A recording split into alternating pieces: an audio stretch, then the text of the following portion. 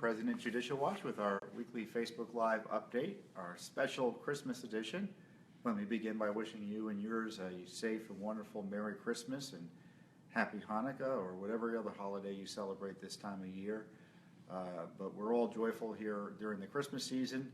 So forgive me for impinging on your joy with some corruption updates here from the annals of Judicial Watch. A lot of work going on. Unfortunately, during the holidays, corruption doesn't take a break, so that's why we're on the case here. A lot to talk about, a lot of news in the last week or two about the Russian hacking. I've got some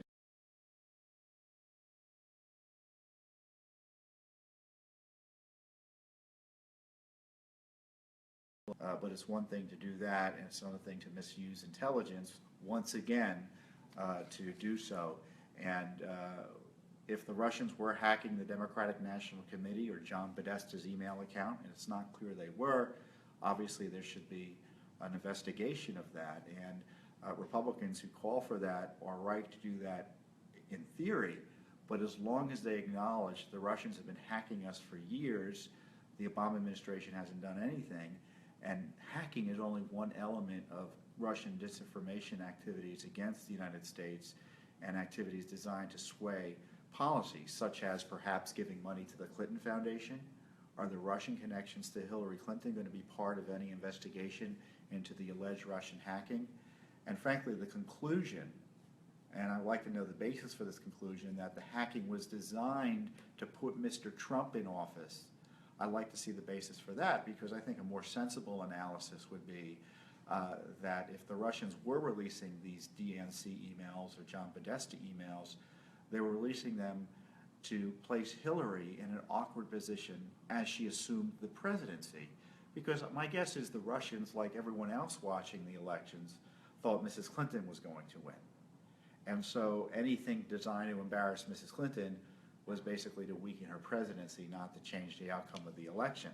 And just to be clear, in the Obama gang, and President Obama himself would dishonestly suggest that the emails that Judicial Watch released and others released through their Freedom of Information Act requests, emails connected to Hillary Clinton, all the Clinton emails, and of course the pay-to-play emails that really caused issues for Mrs. Clinton because people thought there were criminal extortion and bribery schemes going on with the State Department.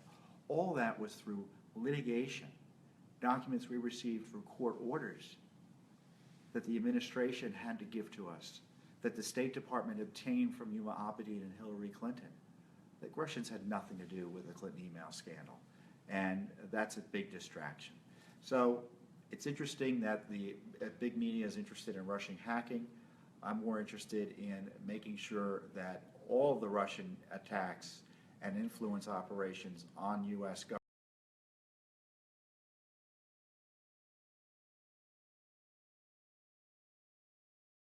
would be able to gain access to. It's an important story. The website, our press release is up on our website. You can look at the documents yourself. Don't take my word for it. Look at the documents yourself, and you'll see why I'm outraged and why you should be outraged, and you should share this issue with your friends and family, because it is a major threat to our public safety to have these sorts of insane tours going around. Frankly, I don't care.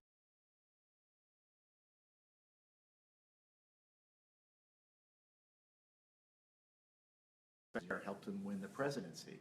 Now, there are many on the left, and including a few on the right, who think that he should deal with the conflicts of interest with this presidency and his family having the business by basically destroying the company, disbanding the business, selling his stake, ending the Trump organization.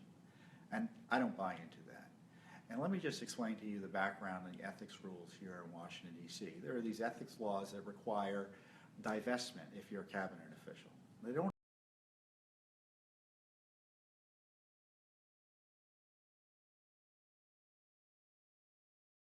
transparency.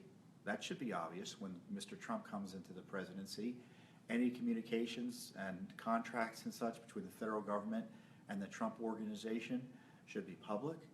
First of all, the Freedom of Information Act would allow that. but he should really make it a priority for his appointees. So there's no question that it just doesn't fall into the cracks of the bureaucracies, how they typically handle your inquiries about government operations. And certainly his family, presumably he'll be providing his family with his assets, or allowing him to run his assets or his company. They should avoid foreign entanglements. They should try to disclose them, and they should probably avoid taking any on. Because you can bet our enemies and some of our friends abroad are going to try to either hurt our interest or take advantage of us by dealing with the Trump organization. So foreign contracts and stuff really need to be given a second look by the family.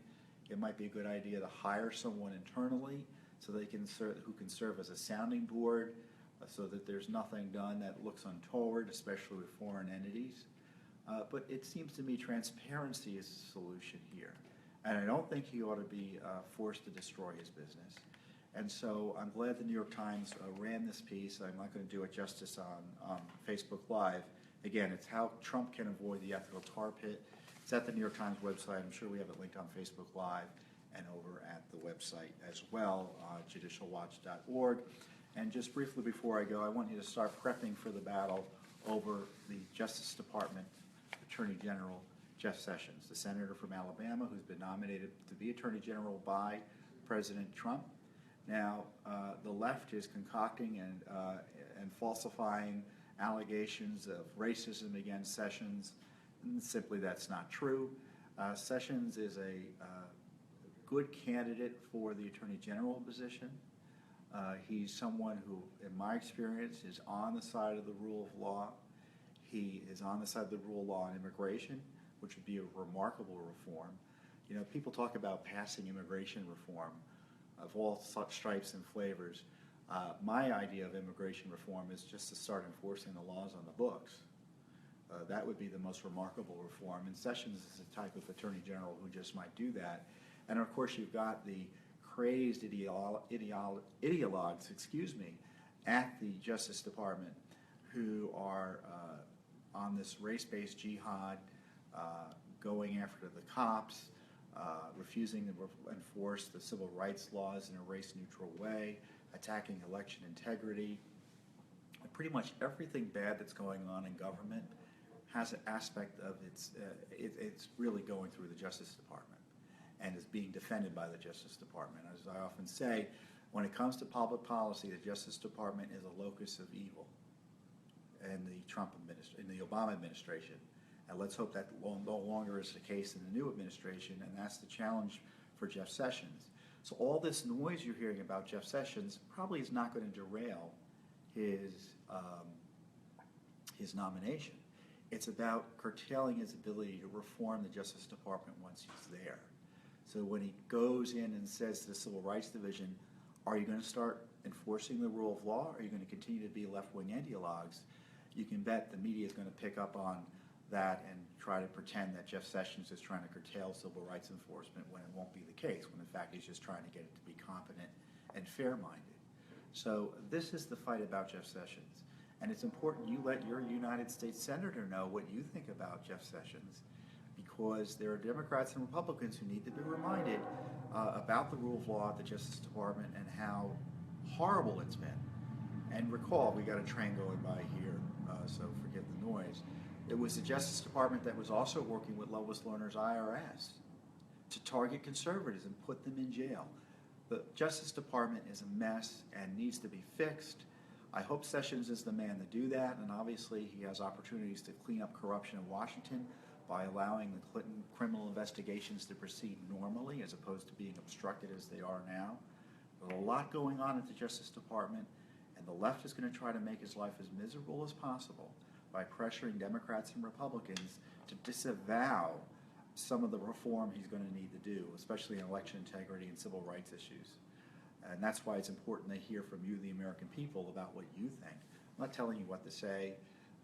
You're all big girls and boys. You know how to share your own views. Call Congress. It's easy. Ask for a United States Senator. You can go on the web, find out who it is if you don't know who it is. You know, sometimes you don't pay attention. But just call 202-224-3121 and talk to you, ask for your United States Senator, you have two of them, and tell them what you think about Jeff Sessions and frankly any other nominee as you go through the next few weeks, because those are when the nomination hearings are expected to take place in early to late January. So a lot going on. Special treatment for Somalian activists, given access to airport secure areas in 3 key airports in the United States. We've got a major op-ed on the Trump ethics issue. Let me talk about the Trump ethics issue. The left is obsessed with this. We're going to monitor it because we think he needs to be honest too, but the left wants to impeach him over it. So it's worth paying attention to this issue, and that's why we're paying attention to it. And also, we've got a great op-ed by my colleague Chris Farrell on the heroin epidemic and the drug cartels and why we need to take that more seriously. So we got a lot of work to do and a lot of activism to continue with even during the Christmas season. But thank you. We've had a great year here at Judicial Watch, and I really